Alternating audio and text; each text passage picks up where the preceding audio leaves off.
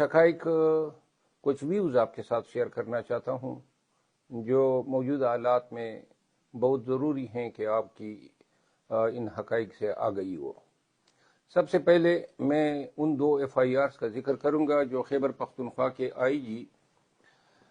اختر حیات گنڈپور نے لوگوں کی ماں پہ یا اداروں کی ماں پہ میرے خلاف ڈیرہ اسماعیل خان اور غلانئی مومند ایجنسی میں درج کیے ہیں۔ ان دونوں FIRوں میں مجھ پہ الزام لگایا گیا ہے کہ میں پاکستان کے خلاف، پاکستان کے افواج اور پولیس کے خلاف جو ہیں لوگوں کو اکسا رہا ہوں، اشتعال دلا رہا ہوں تاکہ لوگ جو ہیں ان کے خلاف بغاوت کے لیے اٹھ کھڑے ہوں۔ ان FIR کو پڑھنے کے بعد میں یہ سوچتا رہ گیا کہ آیا واقعی کبھی میں نے ایسے کسی فعل کا ارتکاب کیا ہے، اور آیا کہیں پر میں نے کسی ویڈیو پیغام میں، کسی تقریر میں لوگوں کو ریاست کے خلاف جو ہیں اکسانے کی کوشش کی ہے۔ تو مجھ پہ یہ ظاہر ہوا کہ میں نے جو کوششیں کی ہیں وہ لوگوں کو ان کا قانونی اور آئینی حق لینے، جلسہ جلوس کرنے، کنونشن کرنے، غیر قانونی اٹیکس یا اسالٹس کو روکنے، اور کسی بھی حکام کی طرف سے لوگوں کے حقوق پہ ڈاکہ ڈالنے کی صورت میں کیا کارروائی ضروری ہیں، یہ اپنے ویڈیو میسیجز کے ذریعے، میڈیا ٹاکس کے ذریعے میں نے لوگوں کو بتایا ہے۔ جو FIR ڈیرہ اسماعیل خان میں درج ہوئی ہیں وہ ایک ڈرگ ایڈکٹ ہیں اور کسی کا کک ہے، اس کے ہی ماں پہ درج ہوئی ہیں، جبکہ غلانئی مومند ایجنسی میں جو FIR درج ہوئی ہے وہ سینیٹر ہلال الرحمان جو کہ آزاد حیثیت میں سینیٹر منتخب ہوئے، ان کے گنمین کی طرف سے درج کی گئی ہے۔ مومند ایجنسی میں پاکستان تحریک انصاف کے لوگوں سے رابطہ کرنے پر علم ہوا کہ سینیٹر ہلال الرحمان کا خاندان جو ہیں پرانے زمانے سے کافی اچھی شہرت کا حامل ہیں، اور وہاں کے لوگ جو ہیں وہ ان کو نواب خاندان سے تشبیہ یا تصور کرتے ہیں۔ سینیٹر ہلال الرحمان نے جو فعل ادا کیا ہے، ان کے اس فعل سے مومند قوم کے سر جو ہیں اس نے جھکا دیے ہیں، کیونکہ عام آدمی کرتا تو سمجھا جاتا کہ اس پہ زورور پڑ گئے، لیکن سینیٹر ہلال الرحمان نے کوئلے کی دلالی میں اپنا منہ کالا کیا۔ ایسے خاندان سے ہو کر بھی اور مومند جیسے غیرتی قوم سے تعلق ہونے کے باوجود بھی آپ نے ہرکارا یا ایک پٹو بن گئے، ایک دلالی کا کام سر انجام دیتے ہوئے آپ نے میرے خلاف ایک جھوٹی اور من گڑت FIR درج کرائی۔ قانونی طور پر تو لازماً میں اس کا پوچھوں گا اور اپنی جائز قانونی کارروائی آپ کے خلاف بھی کروں گا، آپ کے اس گنمین کے خلاف بھی کروں گا۔ رواج کے مطابق ایسے 20 FIR میں آپ کے خلاف اپنے قبیلے کی طرف سے درج کرا سکتا ہوں۔ آپ تصور بھی نہیں کر سکتے کہ FIRوں میں اتنا جس طرح کے FIR آج کل ٹرینڈ چل نکلا ہے۔ لیکن یہ شاید مناسب نہیں ہوگا، البتہ قانونی فائٹ ہوگی۔ ایک وعدہ ضرور کرتا ہوں کہ جب بھی آپ الیکشن لڑیں گے، اگر آپ نے الیکشن لڑنے کا ارادہ کیا تو انشاءاللہ پاکستان تحریک انصاف کے امیدواروں کی کمپین آپ کے حلقے میں خود کروں گا۔ دوسرا پیغام جو ہیں پاکستان بھر میں سول سپیریئر سروسز کے جو ملازمین ہیں، جو PSP ہیں، DMG ہیں، کسٹمز میں ہیں، مختلف گروپس میں ہیں،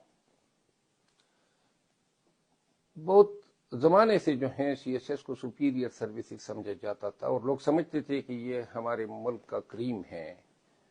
یہ ایسے نوجوان جو ہیں وہ سلیکٹ ہو کے آتے ہیں جو قابل ترین برینز ہوتے ہیں، پھر اکیڈمی میں آپ لوگوں کو ٹریننگ دی جاتی ہے، آپ پھر حلف اٹھاتے ہیں، آپ یونیفارم پہنتے ہیں، اے ایس پی بن جاتے ہیں،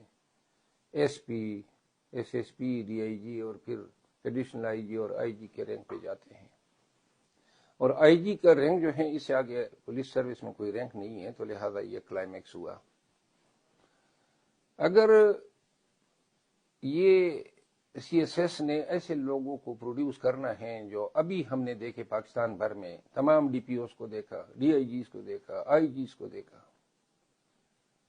ایسے چورس تو سی ایس ایس میں آتے بھی نہیں ہیں، وہ تو بیچارے ماتات ہیں۔ لیکن کون سا اور کتنا بڑا بھیانک گیم آپ لوگوں نے کھیلا پاکستانیوں کے ساتھ، ہرکارے بن گئے،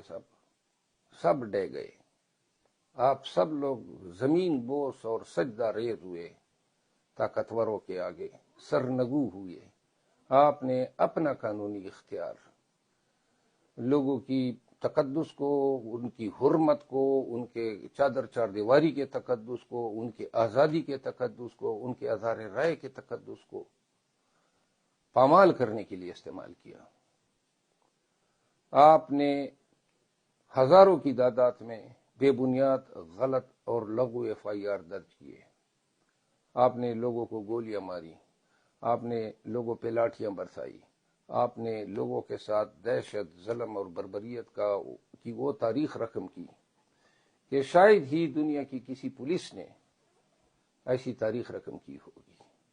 کتنی ہمدردی اور کتنی محبت تھی کے پی پولیس کے ساتھ، خیبر پختونخوا کے عوام کی،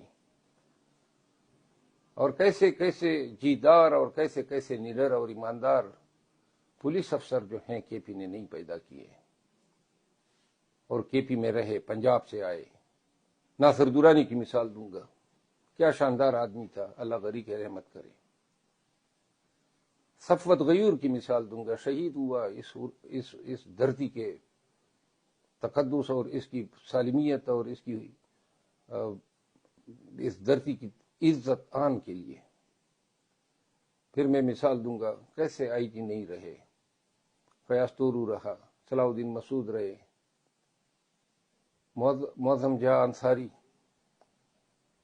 اور کتنی مثالیں ہیں۔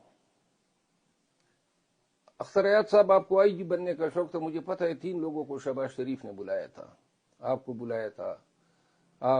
آپ کے پی کے پہلے آئی جی صلاح الدین مسعود صاحب کو بلایا تھا، اور وزیر صاحب کو بلایا تھا۔ ان دونوں نے انکار کیا کیونکہ ان کو پتہ تھا کہ اس دور میں جو بھی آئی جی بنے گا اس نے خدمات انجام دینی ہے، قانون اور اختیارات کا ناجائز استعمال کرنا ہے۔ تو آپ کو آئی جی بننے کی جلدی تھی اور آپ بن گئے، اور جو عزت آپ نے کمائی تھی وہ آپ نے ملیہ میٹ کی۔ اس کے لیے آپ اے ایس پی سے لے کر آئی جی بننے تک کا سفر آپ نے طے کیا۔ کیا بنا دیا کے پی پولیس کو آپ نے،